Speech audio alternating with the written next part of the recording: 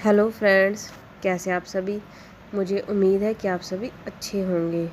इससे पहले हम एस्टेट के टीजीटी लेवल के 2011 और 2012 के पेपर कर चुके हैं। अब हम करेंगे एस्टेट टीजीटी का 2013 का पेपर। ठीक है, इसको मैंने बहुत ही एक एक ऑप्शन एक्सप्लेन करके बताया जिससे आपको आसानी से समझ में आ जाए। अगर आपको इस वीडियो से थोड़ी सी भी हेल्प मिलती है तो मेरे चैनल को सब्सक्राइब ज़रूर करना। Thank you. आज हम करेंगे part 1 child development and pedagogy. ठीक है, इसमें हमें फर्स्ट क्वेश्चन में क्या दे रखा है, जो स्टेजेस होती है cognitive development according to Jean पियाजे जी ने जो दी थी, किसे प्री कंसेप्चुअल पीरियड से रिलेटेड है कहा जाता है उसको। ठीक है, प्री कंसेप्चुअल पीरियड। फर्स्ट वो देखो ऑप्शन सेंसरी मोटर स्टेज। जो सेंसरी मोटर स्टेज होती है वो 0 से 2 साल तक होती है, जिसमें बच्चा जो सेंसिस से सीखता है। Concrete operational stage. Concrete operational stage होती है 2 से 7 साल तक होती है, 2 to 7 ईयर्स। ठीक है, ये जो सारी की सारी जो ऑप्शन स्टेजेस हैं वो मैंने ट्रिक से अपने चैनल पर बताई हुई है। ठीक है, मेरे चैनल पर आप एक बार विज़िट करके ज़रूर देखना, आपको और अच्छे से ज़्यादा समझ में आ जाएगा। तीसरी स्टेज है प्री ऑपरेशनल स्टेज। ये 7 से 11 साल तक की होती है। आगे है फॉर्मल ऑपरेशनल स्टेज। ये इन्होंने बताई थी 12 से इससे ऊपर वाले बच्चों के लिए। ठीक है, 12 years to older.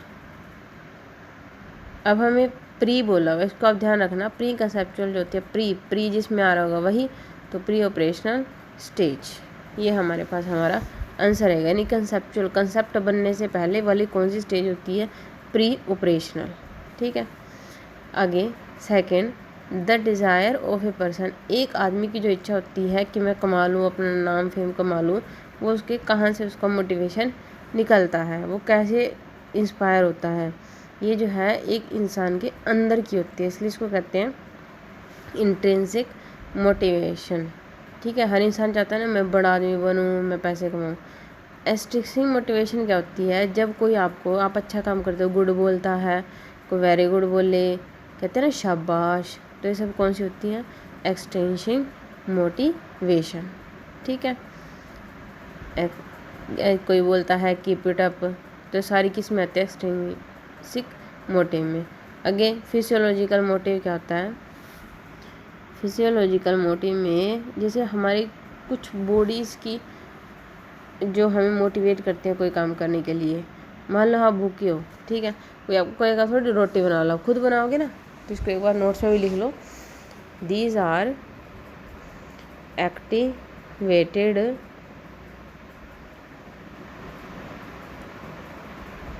Due to imbalance. ये कब एक्टिवेट होती हैं, जो सोशोलॉजिकल मोटिव्स होती हैं in body maintain A state of equilibrium. ठीक है, ये हमारे शरीर में स्टेट ऑफ इक्विलिब्रियम बना के रखते हैं। जैसे हंगर हो गया, अगर आपको भूख लगी है तो आप खाना जरूर दोगे, कोई बाहर से मोटिवेट तो नहीं करता। हमारी फिजिकल जो नीड्स हैं, फिजियोलॉजिकल मोटिव। ठीक है, ये हमारा सही आंसर हो जाएगा। थर्ड इज, ये जो मैंने इस डेफिनेशन बताई, लेकिन इस क्वेश्चन का आंसर है फर्स्ट, इंट्रिंसिक मोटिव। आगे थर्ड, द स्टेटमेंट जो दे रखी है हमें, वी हैव पीपल अमंगेस्ट अस। हमारे चारों तरफ बहुत सारे लोग हैं, कोई लंबा है तो कोई छोटा है, तो कोई गोरा है तो कोई काला है। सम पीपल कुछ स्ट्रॉन्ग हैं और कुछ वीक हैं। तो ये जो है हमारे पास, ये किस प्रिंसिपल के, डेवलपमेंट के प्रिंसिपल के किस बेस के ऊपर होती है, ये सब जो है इंडिविजुअल डिसिमिलैरिटी होती है। मतलब हर एक जो पर्सन होता है वो अलग अलग होता है।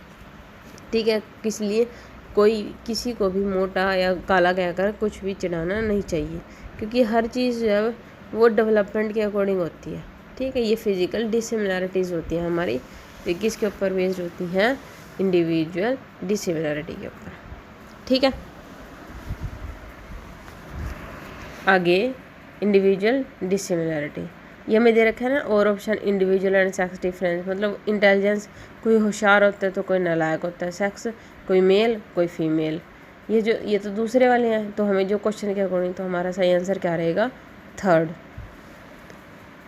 ये तो नहीं होगा क्वेश्चन के अकॉर्डिंग, सेकंड ऑप्शन भी नहीं होगा, रेशियल मतलब कास्ट वगैरह के, इंडिविजुअल एडवांस में डी भी नहीं होगा। आगे fourth question, enrichment programme are needed for, जो एनरिचमेंट प्रोग्राम होते हैं जैसे कि एग्जीबिशन वगैरह हो गया, किसके लिए होता है, गिफ्टेड चाइल्ड के लिए, चिल्ड्रन के लिए होता है। ठीक है, लाइक एग्जीबिशन। ठीक है, ये किन बच्चों के लिए होता है, जो गिफ्टेड चाइल्ड होते हैं, मतलब बहुत होशियार बच्चे होते हैं। और कौन से बच्चों के लिए, क्रिएटिव बच्चे जो होते हैं, क्रिएटिव। ठीक है, इंटेलिजेंट केस होते हैं ना जो बच्चे, उनकी प्रतिभा को और संवारने के लिए हमें ऐसे प्रोग्राम जरूर करने चाहिए। गिफ्टेड का मतलब ये नहीं कि गिफ्ट दे रखे हैं बच्चे, गिफ्टेड का मतलब होता है जिसका IQ लेवल बहुत ज़्यादा होता है। ठीक है, डेफिनेशन में लिखवा देते हैं, देखो गिफ्टेड चाइल्ड जो होते हैं उनकी हाई लेवल क्या होता है, हाई एनर्जी लेवल, मतलब वो उत्सुक रहते हैं हर चीज़ को जानने के लिए, यानी कि लेजी टाइप। ठीक है, हाई क्यूरियोसिटी लेवल। ठीक है, उनका हाई क्यूरियोसिटी लेवल होता है, और लर्न क्विकली, वो मतलब हर चीज़ जल्दी जल्दी सीखने की कोशिश करते हैं। ठीक है, तो हमारा फोर्थ का आंसर क्या हो गया, second is our answer, gifted child. और इसमें एनरिचमेंट प्रोग्राम इन बच्चों के लिए होता है, और स्लो लर्नर एवरेज लर्नर के बच्चों के लिए तो नहीं कर सकते ना ये वाले programme. Fifth, what is wrong, गलत क्या है, in the process of development of thinking power, thinking power जो होती है हमारी उसके विकास में गलत लाइन कौन सी दे रखी है वो हमें बतानी है। फर्स्ट ऑप्शन है हमारे पास adequacy of knowledge and experience, ज्ञान और उसकी अनुभवों की यथेष्टा, मतलब करनी चाहिए उनको। ठीक है, नेक्स्ट है एडिक्वेट मोटिवेशन भी देना चाहिए बच्चों को, फ्रीडम भी देनी चाहिए, फ्लेक्सिबिलिटी लेस, मतलब कि कम, मतलब होशियार जो बच्चों को कम बुद्धि वालों को लेना चाहिए, थिंकिंग पावर में डेवलपमेंट में आ जाता है, बिल्कुल भी नहीं, तो ये गलत आंसर हमारा हो जाएगा, कम बुद्धि व ज्ञान। ठीक है, बल्कि इसके लिए तो ज़्यादा इंटेलिजेंट बच्चे चाहिए ना। आगे sixth question, what is wrong, गलत क्या है अबाउट हेरिडिटी, पहले हमें हेरिडिटी का पता होना चाहिए कि हेरिडिटी क्या होती है। हेरिडिटी की डेफिनेशन लिखवा देती हूँ, देखो लिखो हेरिडिटी की definition,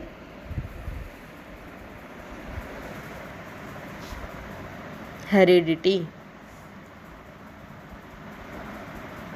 in which all traits, traits होते हैं गुण, all traits are inherited by offsprings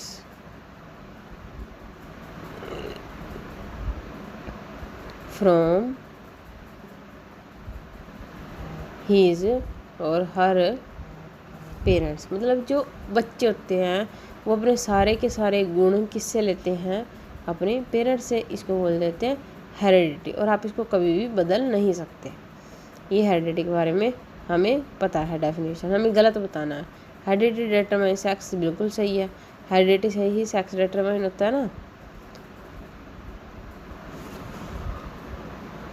तो सही होगा ये तो फीमेल और मेल का तो हमें इसी से पता चलता है ना, जैसे मेल होता है, मेल जो स्पर्म होता है उसमें के पास क्या होता है, XY क्रोमोसोम्स होता है, और जो फीमेल होता है उसके पास क्या होता है, XX क्रोमोसोम्स होता है। अगर फीमेल के पास X है और मेल से उसको X मिल जाता है तो गर्ल बेबी पैदा होता है, और अगर फीमेल के पास तो X है ही है, और अगर मेल से Y मिल जाता तो बॉय, फीमेल का XX क्रोमोसोम्स होता है। ठीक है, second question, second option, contributes significantly toward physical constitution, मतलब ये जन्म जुड़वा बच्चों के लिए जन्म में भी योगदान देता है, बिल्कुल सही। It contribute towards birth of twins, जुड़वा में वही लाइन है, बिल्कुल सही। It includes interest, attitudes, like dislikes, emotional state of mind, मतलब कि इंटरेस्ट तो बच्चे के अलग रहेंगे ना हेरिडिटी से, जुड़ थोड़े जो माता पिता के इंटरेस्ट होंगे वही बच्चे के इंटरेस्ट होंगे, तो हमारे बिल्कुल फोर्थ सही रहेगा ये। अगर मान लो किसी के पेरेंट्स हैं वो क्या है, डॉक्टर है, ठीक है, जुड़ थोड़े बच्चा भी डॉक्टर ही बनना चाहिए, उसकी मर्जी है, वो जो मर्जी बने, ठीक है, बच्चा है वो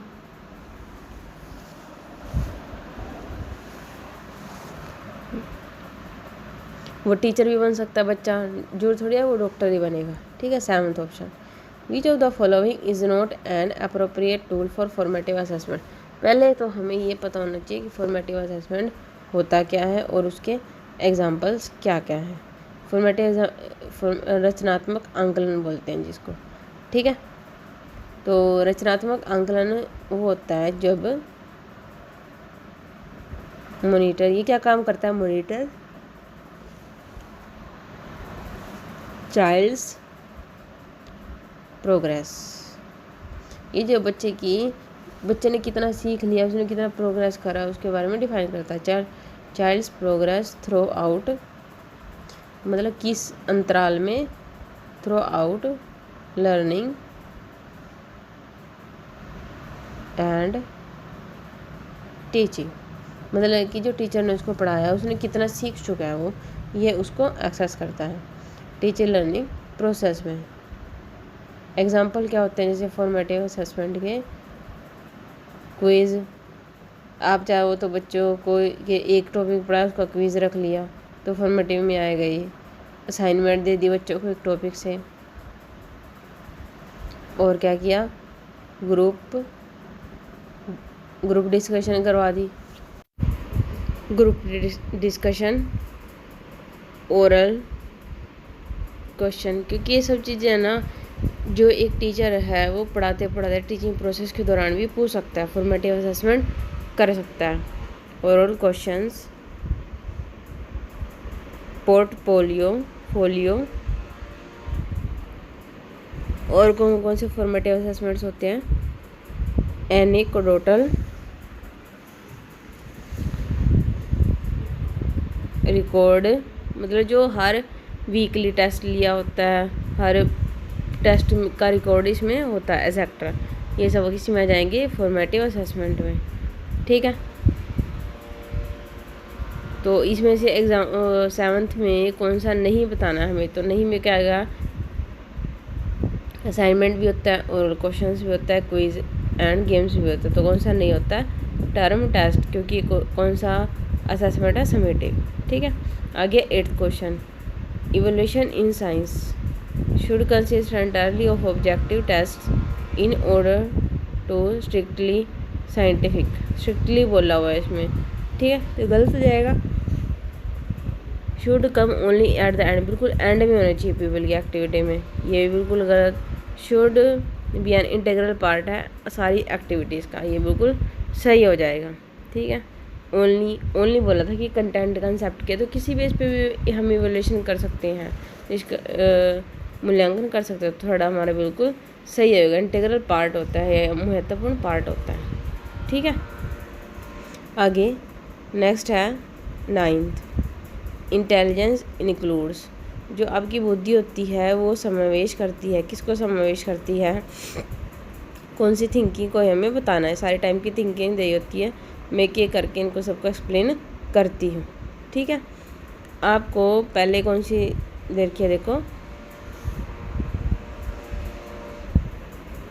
पहले हम एक्सप्लेन करते हैं डाइवर्जेंट थिंकिंग को, ठीक है। डाइवर्जेंट के नाम से पता चला है बिखराव, मतलब जहाँ मर्जी जो भी आप सोचने पर कोई भी कुछ भी सोच सकते हैं, ठीक है। मल्टीपल, जैसे कि मल्टीपल आइडियाज़ जो होते हैं, कुछ भी आप किसी के भी कुछ भी डाइवर्जेंट, कोई पाबंदी नहीं होती जिस थिंकिंग पर, ठीक है, उसमें क्या आ जाता है, मल्टीपल आइडियाज़ आ जाते हैं आपके, और क्या आ जाता है इसमें, क्रिएटिंग क्रिएटिविटी आ जाती है आपकी, ठीक है ना। अब कन्वर्जन के भी नाम से पता चल रहा है, जो बिल्कुल कन्वर्जिज हो, ठीक है।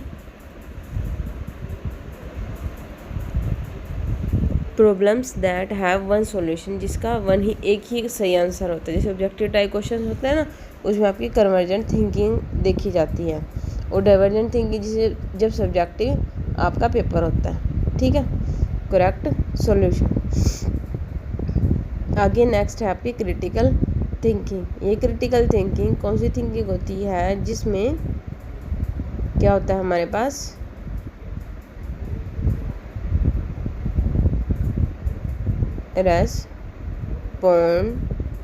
रेस्पॉन्डेड, क्या रेस्पॉन्स करते हैं जब हम, रेस्पॉन्डेड जजमेंट हो जाती है। जब क्रिटिकल पूरा सोच विचार कर, हर एक कोने को सोच कर, responded judgement and evaluation. Examination में जैसे पेपर चेक करते हुए जो टीचर सोचता है, ये सब किस में आ जाता है, ये क्रिटिकल थिंकिंग में आता है, ठीक है। एग्जामिनिंग assumptions, ठीक है।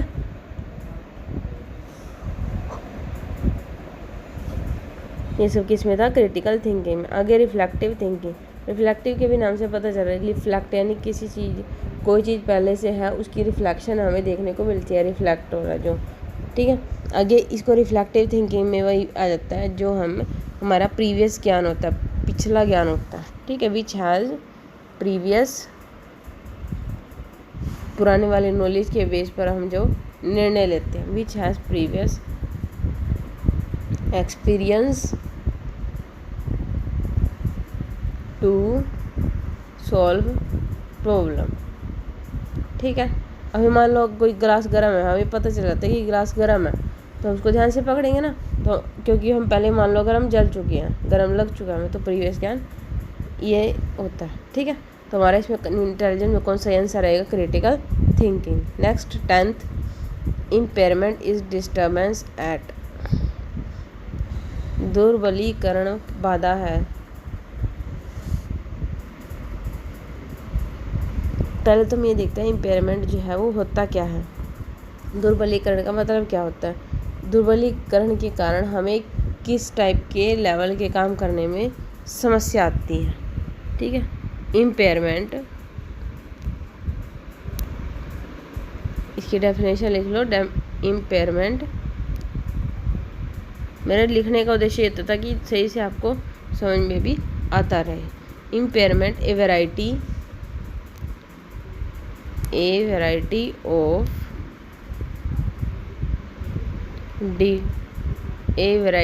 Of different physical and a variety of different physical and sensory defects which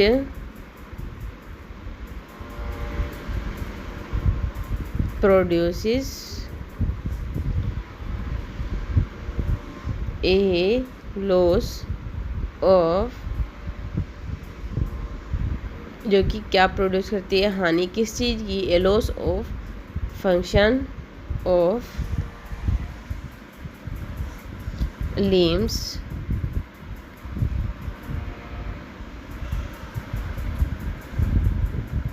और सेंसेस।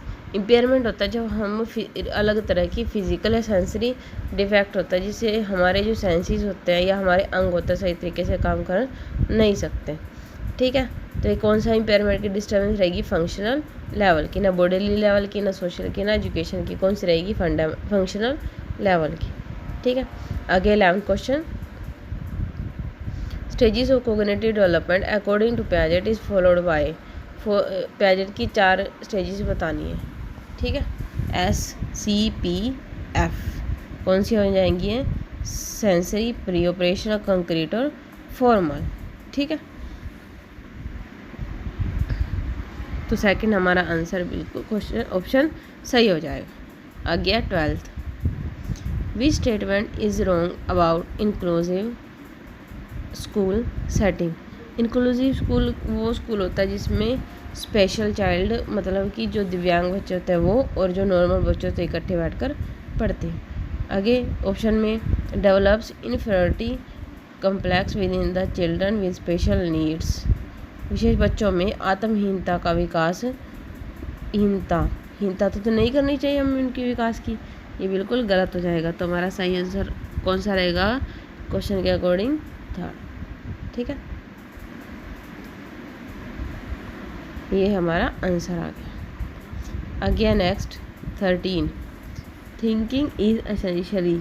थिंकिंग सोच जो है, चिंतन जो है वो अनिवार्य रूप से क्या है, ये हमें बताना है। फर्स्ट ऑप्शन है a cognitive activity, affective behaviour, cognitive और साइकोमोटर। ये चार ऑप्शन हमें दे रखे हैं। कोग्निटिव बिहेवियर, तो एक एक करके मैं आपको इनके एक्सप्लेन करती हूँ। कोग्निटिव बिहेवियर तो नहीं होती थिंकिंग, ठीक है। कोग्निटिव बिहेवियर अफेक्टिव में हमारे इमोशंस आ जाते हैं, फीलिंग्स। कोग्निटिव में थिंकिंग आ जाती है हमारी, जो हम सोच विचार कर सारे काम करते हैं। साइकोमोटर में मेंटल फिजिकल एक्टिविटी आती है, ठीक है। सपोज एक कमरा में, आपको एग्जांपल लेके बताती हूँ। एक कमरे में आग लगी है, आपने देखा कि आग लग गई है, ठीक है। तो पहले आप सोचोगे हमें क्या करना चाहिए, क्या करना चाहिए, फिर आप वहाँ से भागोगे बाहर की तरफ, ठीक है। जब आपने आग को देखा और आपने सोचा कि मुझे क्या करना चाहिए, मेरे दिमाग ने काम करा, तो थिंकिंग करी, ठीक है ना। आग को देखा आपने, तो ये सब किस में आएगा? कोग्निटिव में, ठीक है। लेकिन जैसे आप वहाँ से भागते हो तो ये एक्टिविटी किस में आती है? कोग्निटिव में, ठीक है।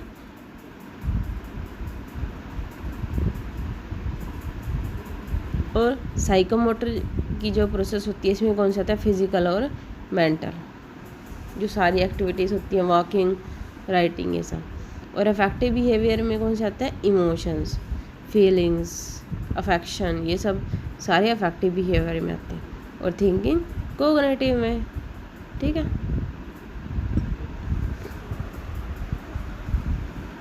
फीलिंग्स, ठीक है। ए एप्रिशिएशन, अगर आप किसी की तारीफ़ करते हो, ये भी सब किस में आता है? अफेक्टिव बिहेवियर में।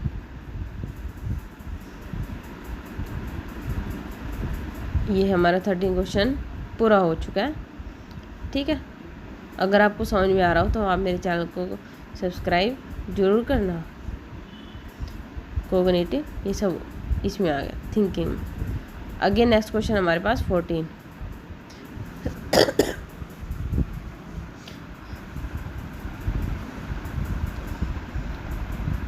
थिंकिंग को भी मैं एक डेफिनेशन लिखवा देती हूँ, ठीक है। एक तरीके से होता क्या? एक्वायर्ड बाय एक्सपीरियंस, ठीक है। जो आप किससे अर्जित करते हो? अपने अनुभवों से। थॉट, चिंतन का मतलब बताना है ना, वो चिंतन आप वो मतलब नहीं कि बैठे बैठे सोच रहे हो, कुछ कर नहीं रहे हो। थॉट से, विचारों से जो आपके थिंकिंग एक्सपीरियंस आपको मिलता है वो रहती है। आगे 14, the field theory of psychology was given by. जो फील्ड थ्योरी है फर्स्ट ऑप्शन है कुर्ट लेविन, तो ये हमारा सही आंसर रहेगा, ठीक है। अब हमें ये पता होना चाहिए कि फील्ड थ्योरी जो है साइकोलॉजी की वो होती क्या है, ठीक है। फील्ड थ्योरी में क्या आ जाता है हमारे पास? क्षेत्र की थ्योरी। फील्ड से आप क्षेत्र सोच रहे होंगे, तो ये वो वाला क्षेत्र नहीं है। इसमें क्या आता है? Conceptual method of human behaviour, ठीक है। ह्यूमन के बिहेवियर को समझना, वो क्या सोचता है, क्या करता है, ये सब किस में आता है? फील्ड थ्योरी में। तो ये कुर्ट लेविन जी ने हमें बताया था, ठीक है। व्यवहार, और इन्होंने क्या कहा था? व्यवहार जो होता है वो डिपेंड करता है किसके ऊपर?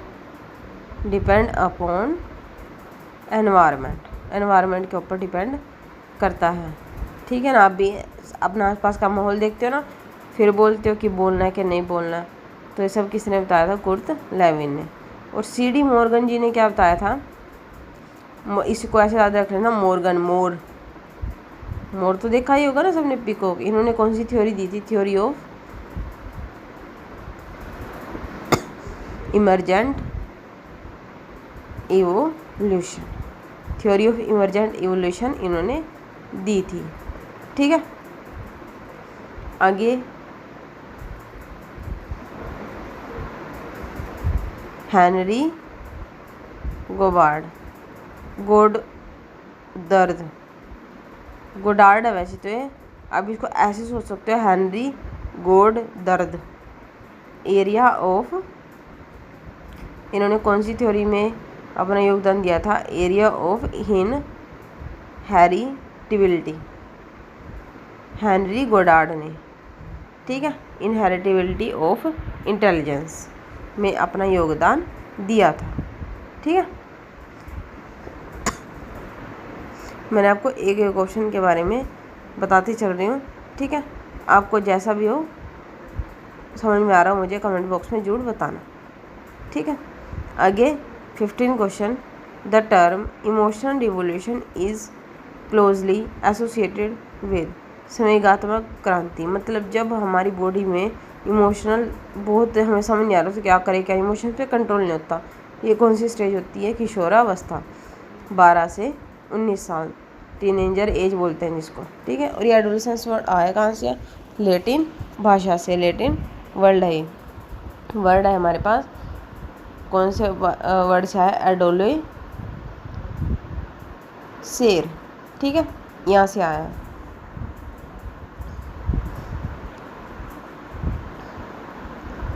मीन क्या होता है एडोलेसेंस का? इसका to grow to become mature. ठीक है, मैच्योर होने के लिए ग्रो करना, क्योंकि इसी एज में जो बच्चा होता है वो मैच्योरिटी को अटेन करता है। और ये कब से कब तक है? 12 से 19 साल तक। ठीक है, आगे इन्फेंसी शेषावस्था होती है 0 से 2 साल तक। और चाइल्डहुड जो होता है इसके दो टाइप्स होते हैं, एक अर्ली चाइल्डहुड और एक लेट चाइल्डहुड। अर्ली चाइल्डहुड 2 से 7 साल तक और लेट चाइल्डहुड 7 से 12 साल तक। अडल्टहुड होती है 21 से 60 साल तक। ठीक है, आगे 16 question. The theory of multi intelligence वो किसने दी थी? वो दी थी हॉवर्ड गार्डनर। जैसे गार्डन में बहुत सुंदर सुंदर फूल होते हैं ना, ऐसे इसको याद रख सकते हो। गार्डन में बहुत भिन्न भिन्न प्रकार के, ये मेरे को पिक्चर में दिखाई दे रहा है, जैसे आपको भी दिख रहा होगा, ये एक टाइप की इंटेलिजेंस थ्योरीज इन्होंने दी थी। Visual, spatial, linguistic, interpersonal, logical, music, body kinesthetic और नेचुरलिस्टिक। ठीक है, मैंने इसके ऊपर वीडियो भी बनाई हुई, आप जाकर एक बार पूरी डिटेल से ट्रिक के साथ इसको देख सकते हैं। ठीक है, आगे नेक्स्ट मेरे पास है 17 question. While teaching in lower classes, lower classes का मतलब है जैसे जो छोटे छोटे बच्चे होते हैं ना प्राइमरी क्लासेस के, उनको पढ़ाने के लिए टीचर को कौन सा मेथड प्रेफर करना चाहिए? लेक्चर मेथड बिल्कुल भी नहीं, असाइनमेंट नहीं, स्टोरी टेलिंग, ये बिल्कुल सही मेथड होता है। ठीक है, ग्रुप डिस्कशन है, क्या वो छोटे छोटे बच्चे ग्रुप डिस्कशन करेंगे तो उनके लिए सबसे बढ़िया मेथड है स्टोरी टेलिंग। इसको पढ़ाने से क्या होता है? इंक्रीजिंग चाइल्ड, तो इससे बच्चों की क्या बढ़ती है? लिसनिंग बढ़ती है। ठीक, मतलब सुनना तो उनको पहले से आता है, ध्यानपूर्वक सुनने की कैपेबिलिटी बढ़ती है, वोकेबलरी बढ़ती है, उनकी इमेजिनेशन पावर बढ़ती है। आप कोई बच्चे को कहोगे एक घर है तो सोचने लग जाएंगे घर के बारे में, सोचो घर ऐसा होता है, घर वैसा होता है। तो इसलिए बच्चों को, छोटे बच्चों किससे पढ़ाना? तो हमारे पास 17 का आंसर हो जाएगा 3rd। ठीक है, आ गया 18। Which of the following is not a sign of reading difficulty among young learners. मतलब कि कौन सी जो है रीडिंग डिफ़िकल्टी नहीं होती नई। तो फर्स्ट ऑप्शन है difficulty in letter word recognition, मतलब अक्षर पहचानने में उनको दिक्कत आती, बिल्कुल आती है। डिफ़िकल्टी इन रीडिंग स्पीड, फ्लुएंसी में दिक्कत आती है, उनको बिल्कुल आती है। Difficulty in understanding words and ideas, उनको आइडिया समझने में दिक्कत आती है, बिल्कुल आती है, सही है। डिफ़िकल्टी इन स्पेलिंग कंसिस्टेंसी, मतलब स्पेलिंग रहता है उनको कठिनाई आती है, ये बिल्कुल गलत हो जाएगा। तो हमारा नोट बताना था ना, तो ये 4th ऑप्शन बिल्कुल सही हो जाएगा। ठीक है, स्पेलिंग मतलब स्पेलिंग निरंतरता में कठिनाई, अगर आप थोड़ी सी प्रैक्टिस करोगे तो वो हो जाएगा। तो इस लेवल में यंग लर्नर्स में इसकी जो स्पेलिंग निरंतरता में कठिनाई नहीं आती है। ठीक है, नोट बताना था ना हमने, not a sign of reading, reading का साइन जो नहीं है। इसको थोड़ा सा और एक्सप्लेन कर देते हो। देखो, it is a sign of a writing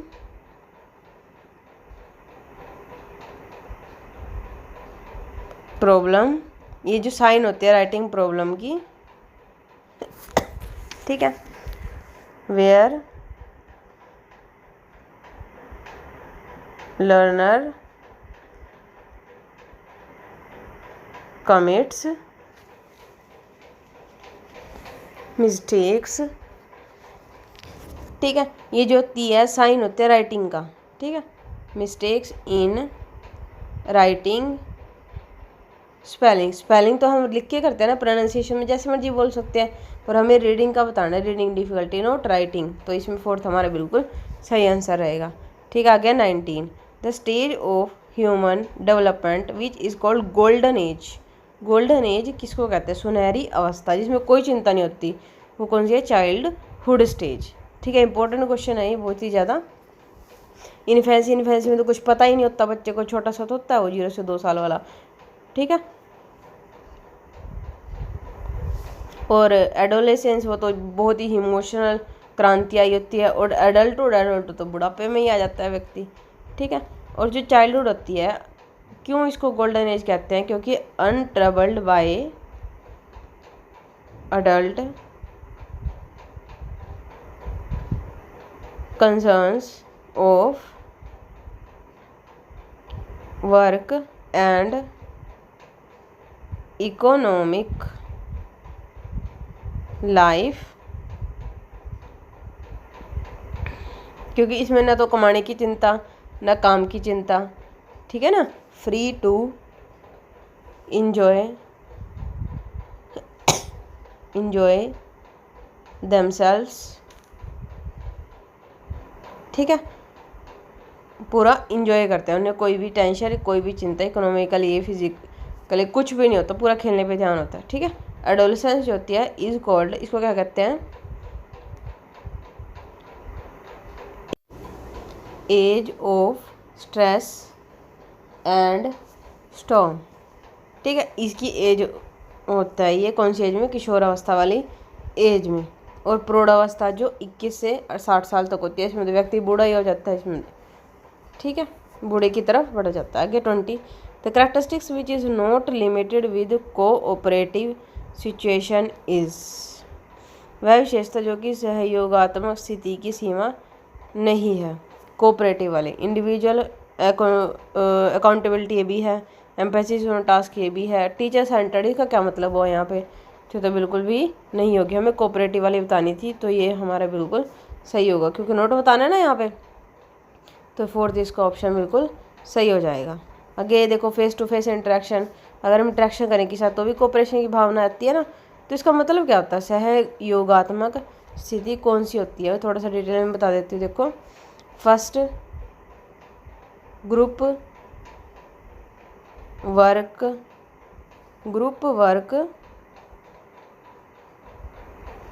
work करते हैं ना, जब हम एक दूसरे के साथ बैठ के बातचीत करके जब हम इकट्ठे काम करते हैं तो कोऑपरेशन की भावना बढ़ती है ना। इंडिविजुअल अकाउंटेबिलिटी, व्यक्ति को जवाबदेही, मतलब अलग अलग बंदे को अलग अलग काम दिया जाता है, कार्यों पर जोर, हर एक बंदे को हर कार्य दिया जाता है कि आप नहीं करना पड़ेगा, तो कोऑपरेशन से काम करते हैं ना। कोऑपरेटिव इन्वॉल्वमेंट होती है, कोऑपरेटिव एनवायरनमेंट होता है वहाँ पे।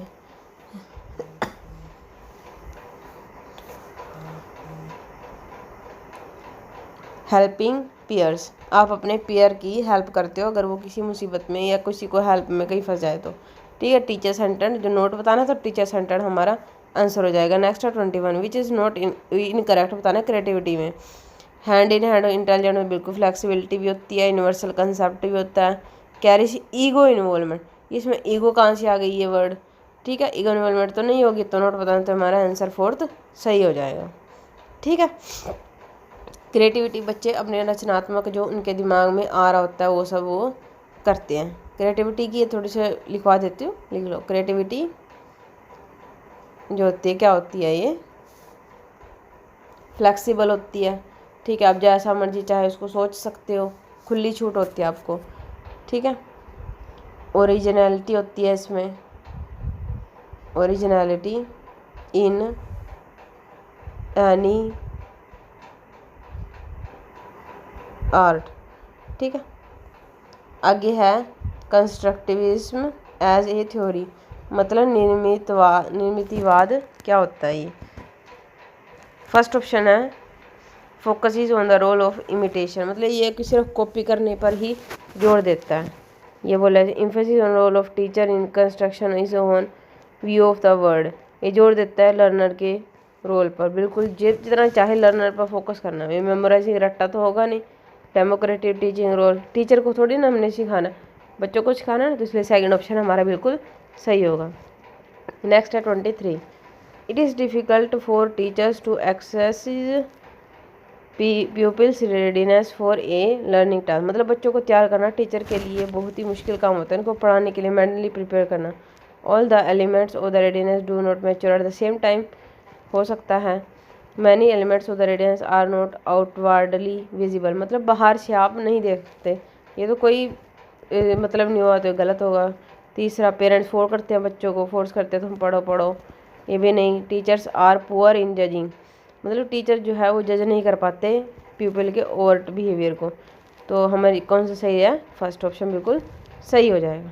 ठीक है, नेक्स्ट 24, एक इरफान नाम का एक बच्चा है, वो अपने टॉय को लेता है, उसको तोड़ मोड़ के सब उसके अंदर देखता है इसके अंदर क्या है क्या नहीं है। ठीक है, उसको समझता है। तो आपको बताना है वो क्या करता है। जैसे एक टॉय है, ठीक है, उसके टुकड़े कर दिए उसने अलग अलग अलग अलग, फिर उसको देख रहा है, समझ रहा है वो, तो आप क्या करोगे। फर्स्ट ऑप्शन, उसको कभी भी खिलौना नहीं दिलाओगे आगे से, बिल्कुल भी नहीं। उसके ऊपर क्लोज वॉच रखोगे, बिल्कुल भी नहीं। निगरानी मतलब उसका करो जो करोगे इस नेचर को बनाए रखे और अपनी एनर्जी को सही उसको लेवल में बनाए रखे, बिल्कुल सही। इंजीनियर बन सकता है क्या पता वो, कभी उसको कहोगे कभी नहीं तोड़ना, ये बिल्कुल भी गलत हो जाएगा बिल्कुल। ठीक है, आगे 25, द टीचिंग मेथड इन विच 2 और मोर टीचर, मतलब ये एक वो टीचिंग मेथड जिसमें 2 या 2 से ज़्यादा टीचर जो प्लान करते हैं कोऑपरेटिव से बच्चों को पढ़ाने के लिए और इवेल्युएट करते हैं उसका प्रभाव बच्चों को ने कितना सीखा कितना नहीं, पीरियडिकली मतलब टाइम बाय टाइम, तो उसको क्या बोलते हैं, टीम टीचिंग बोलते हैं। ये बहुत ही अच्छी टीम टीचिंग होती है, इसे बच्चे जल्दी समझ सकते हैं। Next 26, the emotional aspect of behaviour falls in, जो इमोशनल वाला होता है, मैंने कहा था ना फीलिंग्स इमोशनल किस में आता है, ये अफेक्टिव डोमेन ऑफ लर्निंग में। अभी पहले ऊपर क्वेश्चन में बताया हुआ, आप उसको जाकर देख सकते हैं, पीछे बताया ना अभी मैंने। ठीक है, next 27, a good school is one, अच्छा स्कूल कौन सा होता है जो क्या करे, जो जोर दे बच्चों की स्ट्रॉन्ग कंपटीशन कराए उनका, बिल्कुल भी नहीं, इससे तो कुछ फ़ायदा नहीं होगा। Where every child feels happy, जहाँ पर हर बच्चा खुश महसूस करे, कुछ सीखे, विदाउट आ गया कोऑपरेटिव मतलब सहयोगात्मक के बिना, बिल्कुल ये भी नहीं। अंडरस्टैंड समझे, situation satisfaction of child makes, बच्चों को बनाए और इंस्पायर करे बच्चों को, ये बिल्कुल सही हो जाएगा। ठीक है, आगे तो रोट लर्निंग है, ये तो बिल्कुल गलत हो जाएगा। ठीक है, रोट मतलब रट्टे थोड़ी ना सिखाने बच्चों को। नेक्स्ट है हमारे पास 28 क्वेश्चन। एक क्लासरूम है हमारे पास, एक टीचर जो है उसमें क्या कर रहा है, वो इज़ यूजिंग स्टूडेंट सेंटर्ड, मतलब बच्चों को ध्यान में रखते हुए उसको पढ़ा रहा है। कौन सा मेथड सूटेबल नहीं है बताना हमें। ग्रुप डिस्कशन बिल्कुल सही, बच्चे इन्वॉल्व होंगे उसमें बात करेंगे। प्रोजेक्ट मेथड भी बिल्कुल सही। डेमोस्ट्रेशन मेथड ये नहीं होगा। डेमोस्ट्रेशन मेथड में टीचर बीच में खड़ा हो जाता है, उसके चारों तरफ बच्चे खड़े हो जाते हैं, टीचर ही करता रहता है, तो टीचर सेंटर हुई है, तो ये हमारा बिल्कुल सही होगा, क्योंकि हमें नोट बताना था। ठीक है, नोट्स टेबल बताना है ना, और हमें पूछा स्टूडेंट सेंटर्ड हुआ है, तो ये थर्ड हमारा बिल्कुल सही आंसर हो जाएगा। नेक्स्ट हमारे पास 29, one learning is one area helps in, मतलब एक लर्निंग आपने कुछ सीखा दूसरे एरिया में हेल्प कर रही है। जैसे मेरे को साइकिल चलानी आती है तो मेरे को स्कूटी में हेल्प मिल रही है, तो कौन सी positive transfer of learning. Cycle में भी बैलेंस बनाना पड़ता है ना, जैसे वैसे ही स्कूटी में भी आपको बैलेंस बनाना पड़ता है, वैसे आपको हेल्प मिलेगी इसमें। नेक्स्ट हमारे पास 30, the most important quality of a good teacher is, सबसे ज़्यादा ज़रूरी क्वालिटी ऑफ गुड टीचर की वो क्या होनी चाहिए। Sound knowledge of subject matter बिल्कुल सही, गुड कम्युनिकेशन स्किल बिल्कुल सही, कंसर्न फोर्स होने वाले बिल्कुल सही, इफेक्टिव लीडरशिप करेक्ट, मतलब सब होनी चाहिए। लेकिन उसने पूछा है मोस्ट इंपॉर्टेंट पूछा ना उसने, ठीक है। तो मोस्ट इंपॉर्टेंट कौन सी चीज़, साउंड नॉलेज।